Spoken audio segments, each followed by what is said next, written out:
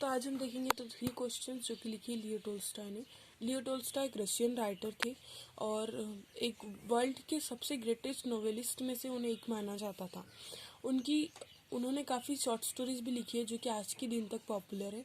उनकी any Karenina और war and piece ये सबसे बड़ी नोवेल आज तक की मानी जाती है। वो एक सोशल रिफॉर्मर भी थे और वो फिलोसॉफिकल राइटिंग के लिए जाने जाते थे। उनका जो स्टाइल था राइटिंग का वो अडॉप्ट किया था एम.के. गांधी ने और मार्टिन लूथर किंग जूनियर ने। वो काफ़ी प्रभावित थे टोल्स्टॉय के आइडिया से, तो उनका स्टाइल इन्होंने अपने राइटिंग में भी अडॉप्ट किया था। ये स्टोरी एक पार्ट है शॉर्ट स्टोरी कलेक्शन का जिसका नाम था what men live by and other tales. ये 1885 में पब्लिश हुई थी। ये स्टोरी में लियो टोल्स्टॉय हमें बताते हैं कि एक किंग है जिसके दिमाग में 3 क्वेश्चंस आते हैं और वो 3 क्वेश्चंस के वो आंसर ढूंढता है। तो देखते हैं। तो जो किंग होता है उसके दिमाग में एक दिन 3 क्वेश्चंस आते हैं जो कि क्वेश्चंस होते हैं। फर्स्ट क्वेश्चन ये होता है कि what is the most important person, second what is the most important work and what is the most important time to start something. तो ये 3 क्वेश्चंस होते हैं जो कि उससे लगता है कि अगर ये 3 क्वेश्चंस के आंसर मुझे पता है तो मैं अपने लाइफ में सक्सेस पा सकता हूँ, मतलब इजीली सक्सेस मिल सकती है हमें ये 3 क्वेश्चंस के आंसर अगर मुझे पता हो तो वो क्या करता है कि अपने राज्य में घोषित कर देता है कि जो कोई भी मुझे इस 3 क्वेश्चंस के आंसर देगा उसे मैं रिवार्ड दूंगा। तो जो पढ़े लिखे लोग होते हैं वो आते हैं उससे आंसर देने। तो उसका जो क्वेश्चन होता है कि what is the most important time to start something.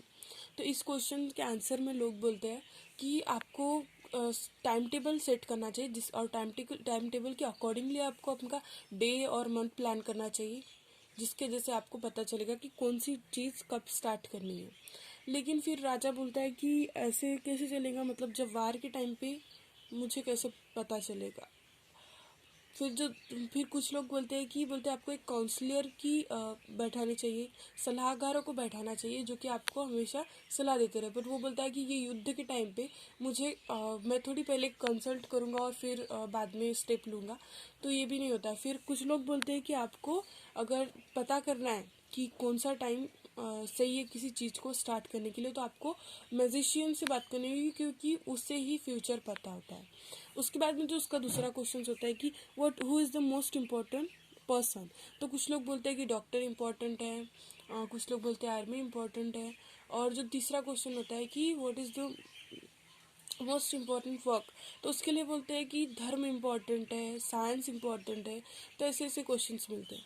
पर किंग जो होता है उनके आंसर से सेटिस्फाइड नहीं होता, पर उनके पास से उन लोगों से उसे पता चलता है किंग को कि एक कोई हर्मिट है, एक सन्यासी है जो कि जंगलों में रहता है और उसके पास काफ़ी नॉलेज है, वो काफ़ी होशियार है। तो जो किंग होता है वो क्या करता है कि अपने घोड़े और सब चीज़ें घोड़े और अपना जो भी मतलब जो राजा के साथ जो भी सामान होता है वो एक सिंपल आदमी बन के वो हर्मिट के पास जाता है, वो साधु से मिलने जाता है। जब वो साधु से मिलने जाता है तो जो हर्मिट होता है वो ग्राउंड को डिग करते रहता है, मतलब गड्ढे करते रहता है क्योंकि उसे वहाँ पे बीज बोने रहते हैं दूसरे दिन, तो इसलिए वो गड्ढे खोदते रहता है। तो जो किंग होता है वो देखता है कि वो जब भी एक गड्ढा करता है उसके बाद में वो ऐसे डीप ब्रीथ लेता है क्योंकि वो जो होता है हर्मिट वो बूढ़ा होता है और वो काफ़ी थका हुआ होता है।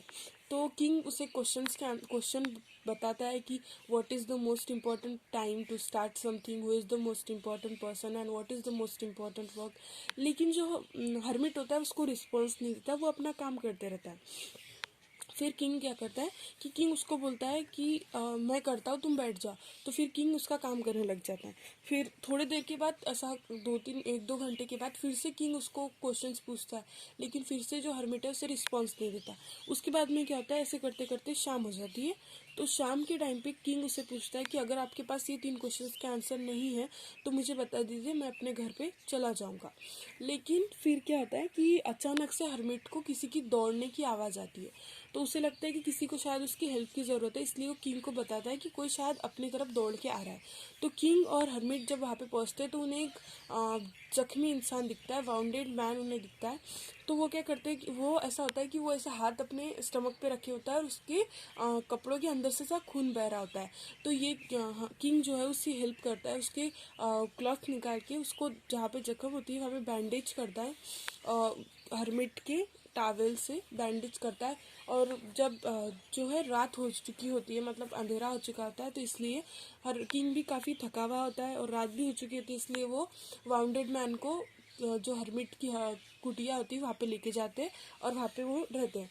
फिर वहाँ पे वो रात में सो जाते हैं। जब किंग दूसरे दिन उठता है सुबह, तो उसे जो है थोड़ा उसे कुछ याद नहीं होता कि रात को क्या हुआ। तो वो जो वाउंटेड मैन उससे सब घूर रहा होता है, तो वो उसे पूछता है कि तुम ऐसे क्यों घूर रहे हो और तुम कौन हो। तो वो उसे बताता है कि तुमने मेरी प्रॉपर्टी सीज की थी और मेरे भाई को भी तुमने जेल में डाला था, इसलिए मैं तुमसे बदला लेने आया था। जब मुझे पता चला कि तुम जंगल में गए हो अकेले, तो मैंने सोचा कि मैं तुमसे वहाँ पे बदला ले पाऊंगा, लेकिन तुम्हारे सैनिकों ने मुझे देख लिया और जो मुझे वाउंड वाउंड कर दिया, मुझे जख्म दे दिया। तो लेकिन मुझे अब बहुत गिल्टी फील हो रहा है कि तुमने मेरी जान बचाई और मैं तुम्हारे बारे में ऐसा सोच रहा था। तो वाउंडेड मैन जो होता है उससे माफ़ी मांग लेता है किंग से। तो किंग काफ़ी खुश होता है कि उसने अपने एनिमी को अपना दोस्त बना लिया। तो किंग उसे बोलता है कि कोई बात नहीं, मैं तुम्हारी प्रॉपर्टी भी तुम्हें वापस कर दूंगा और तुम्हें ट्रीट करने के लिए अपने फिजिशियन को भी भेजूंगा। तो फिर क्या होता है कि किंग बाहर आता है, वो हर्मिट को ढूंढता है। तो हर्मिट जो है सीड सोवरिंग कर रहा होता है, मतलब बीजे बो रहा होता है वो गड्ढों में। तो जब ये हर्मिट को देखता है तो किंग उसे पूछता है कि आप मुझे प्लीज़ अपने 3 क्वेश्चंस के आंसर दे दो। तो हर्मिट बोलता है कि तुम्हें तुम्हारे 3 क्वेश्चंस के आंसर मिल चुके हैं। किंग बोलता है कैसे, मुझे तो मिले ही नहीं। तो कैसे पूछता है उसको। तो हर्मिट बोलता है कि जब तुम मेरी हेल्प कर रहे थे, मतलब गड्ढा खोद रहे थे, तो वो इम्पोर्टेंट वर्क था। मैं तुम्हारे लिए तब इम्पोर्टेंट पर्सन था। और ऐसा बोलता है कि और वो बोलता है कि जो तुम काम कर रहे थे वो तुम्हारे लिए तो सबसे ज़्यादा इम्पोर्टेंट था, क्योंकि अगर तुम वो नहीं करते तो शायद जो वाउंडेड मैन है वो तुम्हें जख्म दे देता या फिर तुम्हें मार देता। तो इसलिए वो इम्पोर्टेंट था। तो इस पे से हमें पता चलता है कि present is the most important time. और प्रेजेंट में हम जिस इंसान के साथ है उसके लिए अच्छा काम करना वो इम्पोर्टेंट वर्क है। और प्रेजेंट में ही हमारे पास पावर होती है कि हम कुछ कर सकें।